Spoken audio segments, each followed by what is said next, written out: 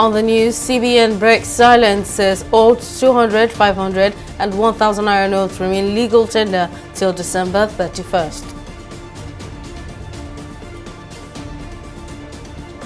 Gunmen abduct Rivers House of Assembly candidate.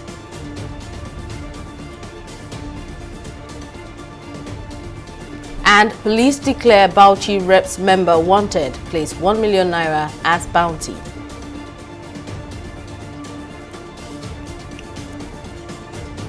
Many thanks for joining us on News Now. I am Simisola Adigun.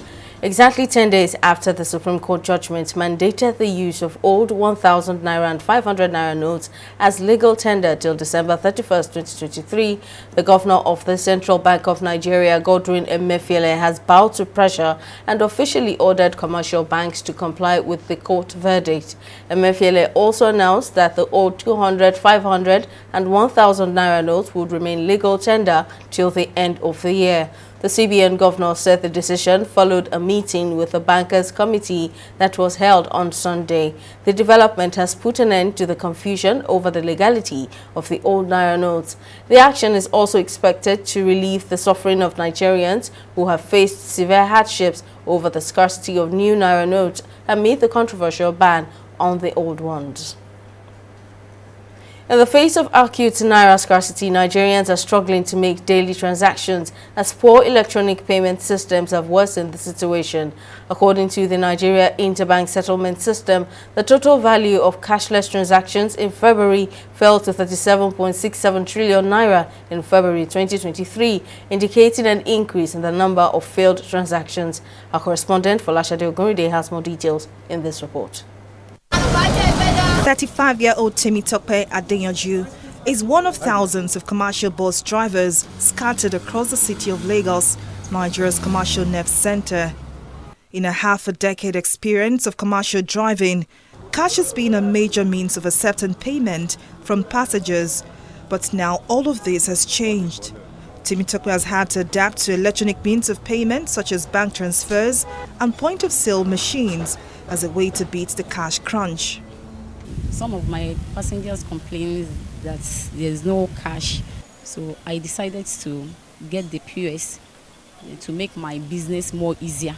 Sometimes we face some difficulties and due to network problem. They were very happy. Even some of the passengers came down from other buses to enter my own bus. Payment slips like this are usually given at high-end stores and supermarkets, but commercial drivers are beginning to embrace electronic means of payments, though many would argue that the cashless policy of the Central Bank of Nigeria has caused hardship for the unbanked. The cashless policy has also broadened the payment options for many business owners. Like Temitope, the experience of electronic payment has been a bumpy one for many business owners. Market sellers who have tried to adapt to the cashless policy of the CBN say patronage has slowed down considerably as electronic transfers often fail. It affects us very well. It affects us too much because no market. People who are buying market for us, they don't get money. We are using POS, but the people where we are buying market from, Hausa, they don't collect transfer for our hand. I would have thought that a cashless Nigeria would have, been helpful to business owners, but it's so devastating because, this whole transfer and confirming, and I can't just allow customers to leave my shop if I'm not confirmed, and network is really bad. So every day you can see 4 customers waiting for 2 hours just for me to get confirmation. And their disturbance also, have you confirmed my mom? They've debited me, it's a lot. So it's hectic. Look at my shop now. There's no goods inside, but I have cash. I have money in my account. I cannot spend it. I cannot use it to buy market because of the no cash policy. So it really affects my business. In 2012, e-payment banking operations formally kicked off in Nigeria, but 11 years after, electronic payment channels are yet to be strengthened to accommodate millions of users. While the causes have been linked to poor electronic payment infrastructure, experts say the economic effects have hit hard. Because of this cash crunch, a lot of people are unwilling to transact business with another person And the only reason they can transact business with you is if you have the cash. If you tell them you want to do a transfer right now, they will tell you no, that they don't want to transfer, they want cash at hand. And that alone is crippling Nigeria economy. Banks need to wrap up their infrastructure to be able to contain, right, the influence of requests that they are now receiving on their payment channel. Nigeria is currently grappling with an unprecedented tide of naira scarcity triggered by the naira redesign policy of the CBN just before Monday, the 13th of March, when the CBN broke its silence on the Supreme Court ruling on the redesign naira policy. Cash had become scarce, causing hardship for many Nigerians. Folashade Ogurinde, TV360 News. Nigerians may bear the brunt of the sufferings occasioned by the Naira redesign policy of the Central Bank of Nigeria, CBN, but they seem to have embraced it. Many commended the policy while criticizing the implementation, especially the relatively short notice given to swap the old currencies for the new notes. Joining me on the news to speak more on this is Frank Osugwe, an alumnus of the UN African Institute for Economic Development and Planning. Thank you very much for joining me. Now, the Naira redesign policy by the CBN and federal government has generated a lot of hardship for Nigerians, but the Apex Bank has made a U-turn with regards to the policy. Now, is this a welcome development? Thank you very much. To a large extent, yes, it's a welcome development. A welcome development in the sense that in the immediate, it can ameliorate or reduce the suffering, the hardship, the pain, and the inconveniences the people are going through. But much more needs to be done. The CBN needs to quicken the process of releasing money to money deposit banks, so that all the ATMs or most of the ATMs can come back alive and people can access their money.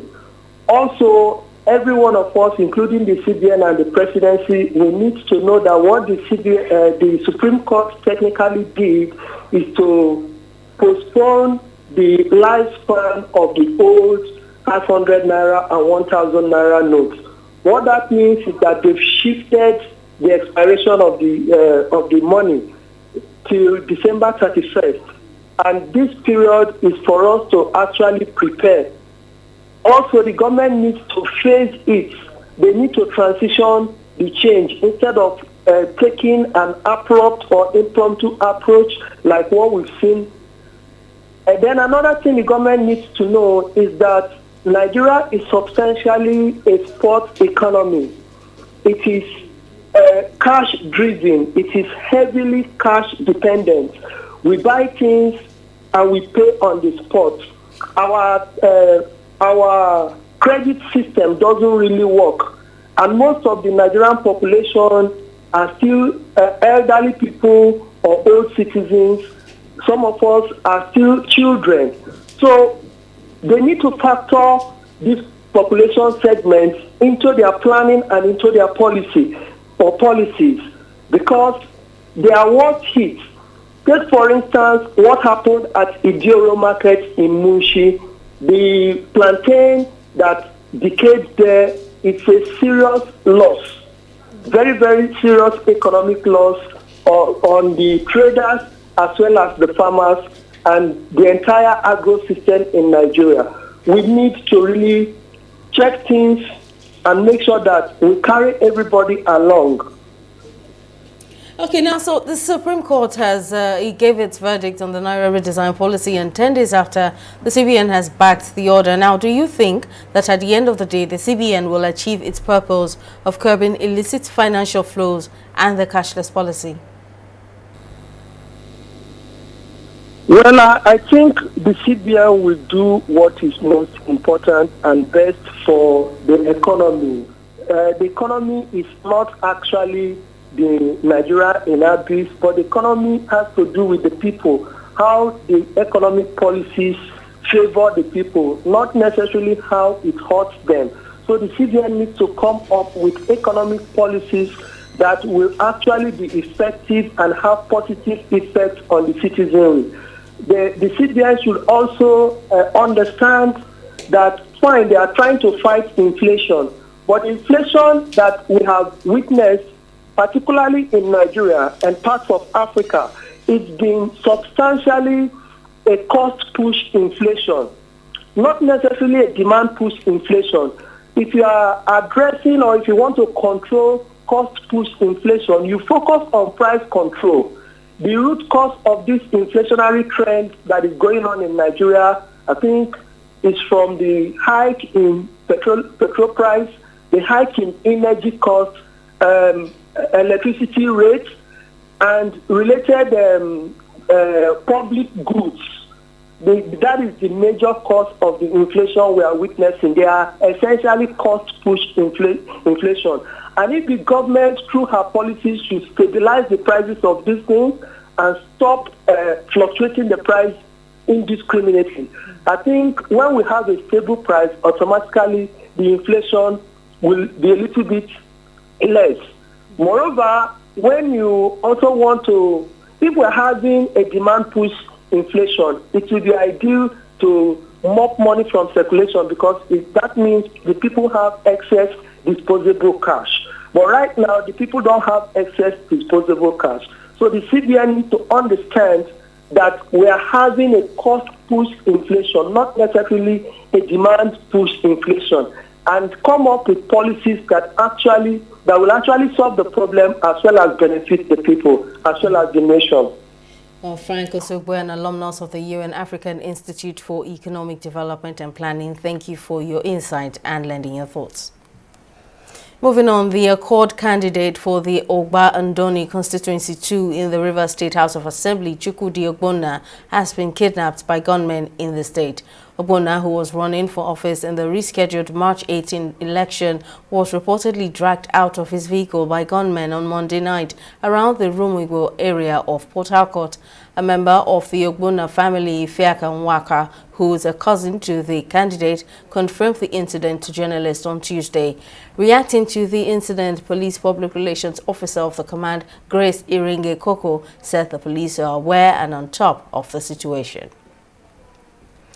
The police command in Bauchi State has declared Yakubu Shehu, a member of the House of Representatives, wanted over alleged homicide. The lawmaker, who is representing Bauchi Federal Constituency in the lower chamber of the National Assembly, is wanted over a case of criminal conspiracy causing grievous hurt, inciting disturbance of public peace, and culpable homicide. The Bauchi police spokesperson, Ahmed Wakil, released a special police gazette bulletin declaring him wanted on Tuesday.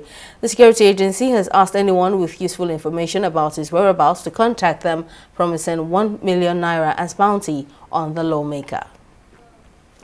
To electoral matters now, with the governorship elections billed to hold in 28 states and 993 constituencies nationwide, the Independent National Electoral Commission (INEC) says it expects keen contests much more than the presidential elections of February 25, 2023. It's to this end that the Commission has advised political parties and their supporters to be wary of conduct at odds with the set standards for the electoral process on Saturday, 18th of March. Speaking at a meeting of the Interagency Consultative Committee on Electoral Security in Abuja, INEC Chairman Mahmoud Yakubu lauded the move by the IGP Usman Baba for State Command to handle all cases of electoral offences. He said the Commission would constitute a legal team to handle all issues related to electoral misconduct during the governorship elections. There will also be more candidates involved and more collection centers to protect. These are also local elections involving keen contests. It is therefore important for parties and candidates to speak to their agents and supporters to see the elections as a contest and not war.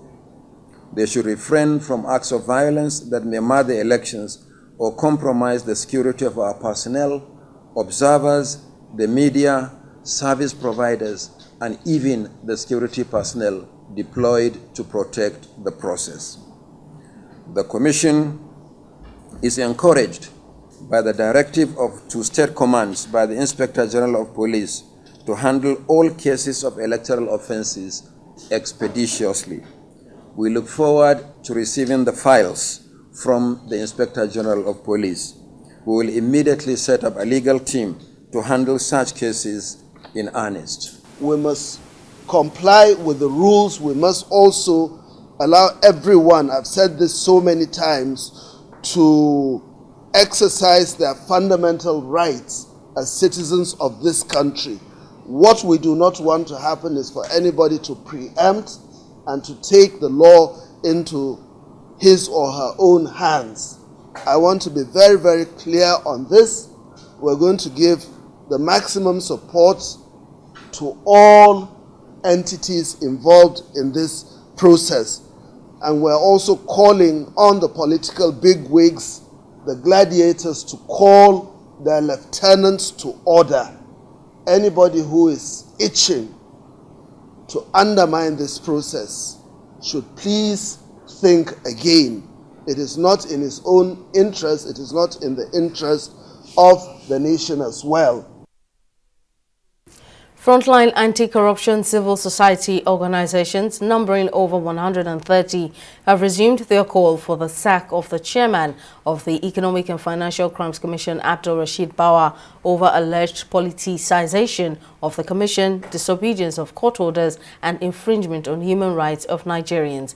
The activists, who spoke at a joint press conference on Tuesday, were joined by over 20 constitutional lawyers led by Barrister Mogbojiri Kayode of the Citizens' Rights Advocacy Group.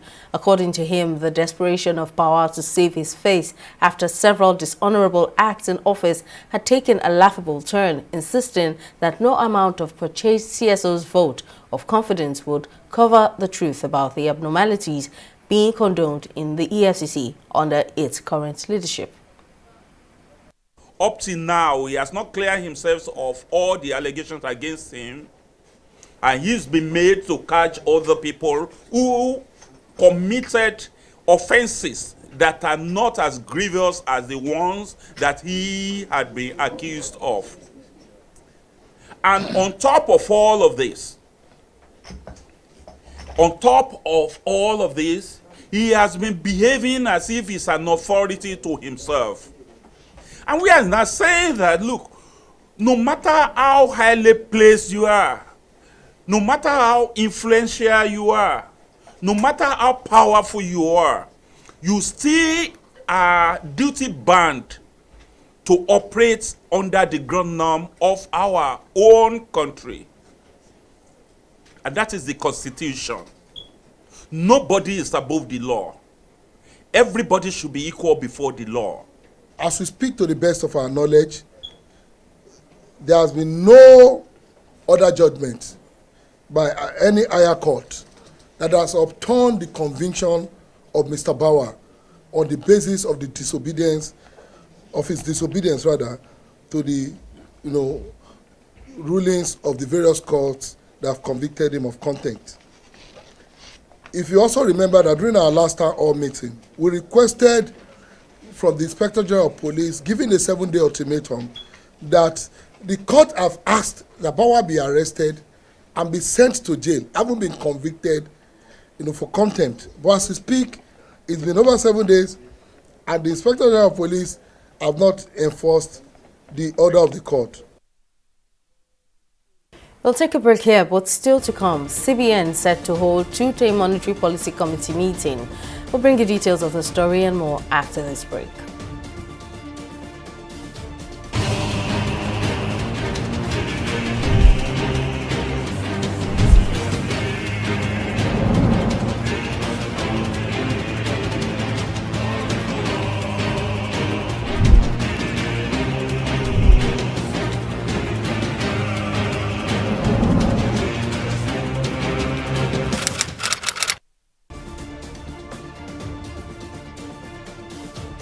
Welcome back. Now here's a recap of our top stories tonight. Exactly 10 days after the Supreme Court judgment mandated the use of the old 1,500 naira notes as legal tender till December 31st, 2023, the governor of the Central Bank of Nigeria, Godwin Emefiele, has bowed to pressure and officially ordered commercial banks to comply with the court verdict. Emefiele also announced that the old 200, 500 and 1,000 naira notes would remain legal tender till the end of the year.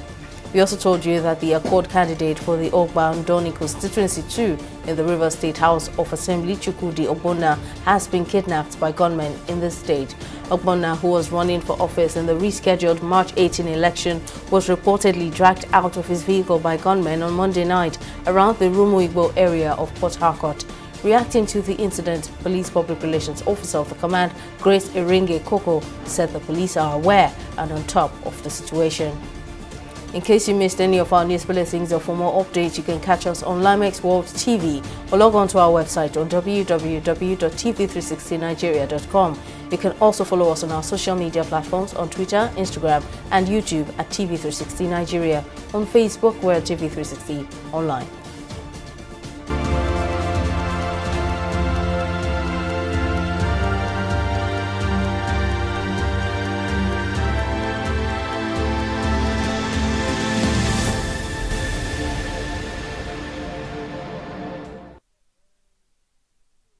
China will reopen its borders to foreign tourists for the first time in the 3 years since the COVID-19 pandemic erupted by allowing all categories of visas to be issued from Wednesday.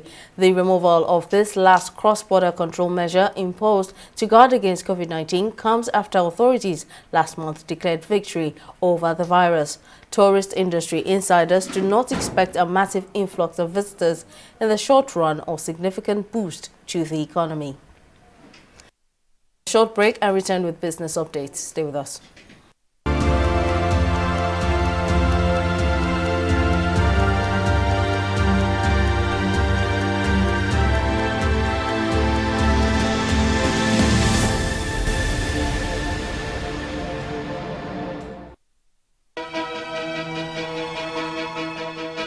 Opinions are free, facts are sacred, but truth is universal.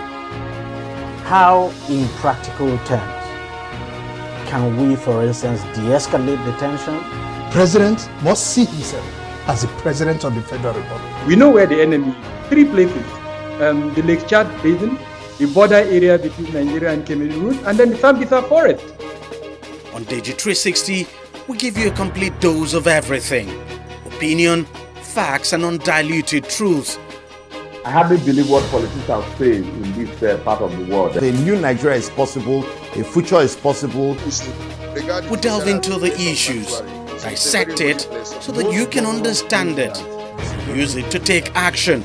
I don't think there's any need for any governor to look for grant for ranching. TV360, dissecting the issues.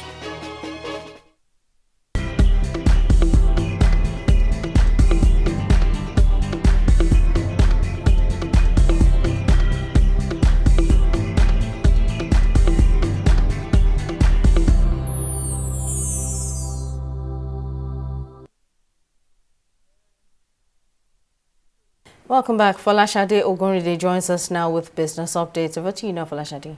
Well, thank you, Simi. Welcome to Business News. The Central Bank of Nigeria, CBN, has announced its Monetary Policy Committee meeting that it will be held on March 20th and 21st, 2023.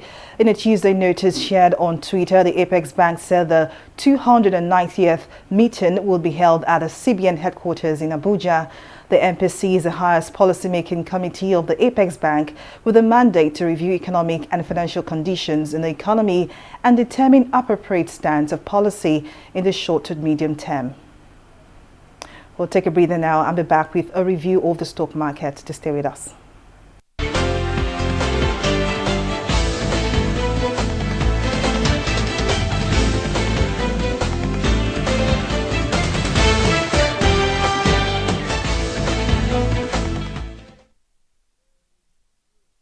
At the end of trading on Tuesday, the market settled on a bearish note as all-share index closed in the reds at 0.12%, with market capitalization at 30.36 trillion naira mark. In the aggregate, 110 NGX listed equities participated in trading, ending with 9 gainers and 70 losers. Now, speaking of losers, Chams came out last with an end-of-day price appreciation of 8% at 23 kobo per share, followed by Prestige Assurance Company. Now, let's take a look at our gainers table. Nigerian Emawell led the gainers with 9.57% share price appreciation, closing at 17 naira 75 kobo per share, followed by FTN cocoa processors. Now, at the end of today's trading session on the Nigerian Stock Exchange, a total of 199 million volume of shares valued at 2.8 billion naira exchange hands in 3,898 deals. Now, compared with the previous NGX trading day, today's data shows 11% improvement in volume, 10% improvement in turnover, but 9% decline in deals. And let's see what our select global stocks fared, shall we? Now, FTSE Dow Jones ended on a bullish trend at 1.13% and 1.41% respectively. But however, Nikkei could not keep its head above waters. I mean, look at the figures: 27,222.04 basis points, closing also at 2.19% on a bearish note. And that's it on Business News and Stock Market Review. Back to you, Simi, for the rest of the news. Thank you, Falashade, for the update. And on the foreign scene, the South African Labour Appeal Court has ordered striking state healthcare workers to end a week-long walkout that has affected services in some of the country's big hospitals. The health department has said the union has been demanding a 10% wage hike, but the government offered 4.7%. Since last week, the National Education, Health and Allied Workers Union members have been on strike after wage talks with the government failed. On Sunday, the health department said that clinical operations were crippled by a low nursing and administrative support staff turnout. Well, it's now time for entertainment. Update on News Now.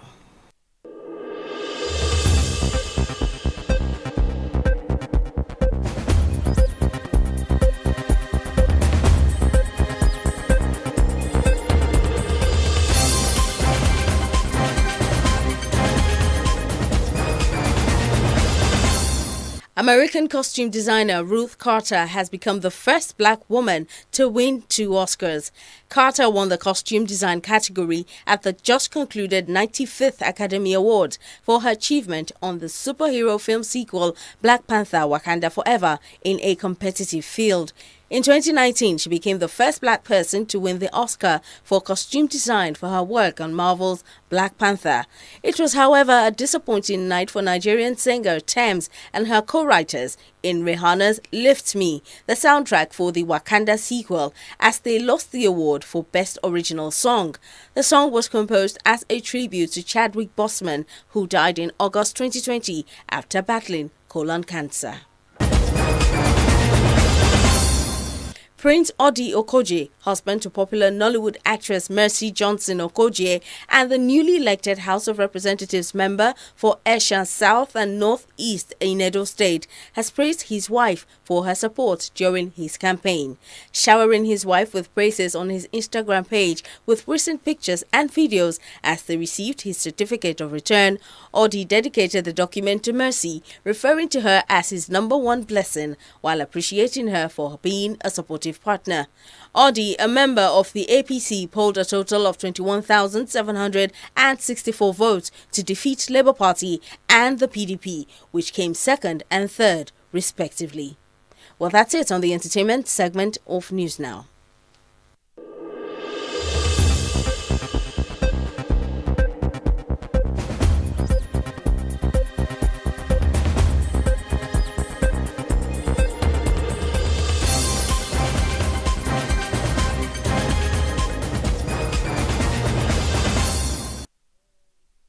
And in sports, the Confederation of African Football (CAF) will visit Nigeria and Benin Republic between March 31 and April the 2nd to inspect facilities for the 2025 Africa Cup of Nations.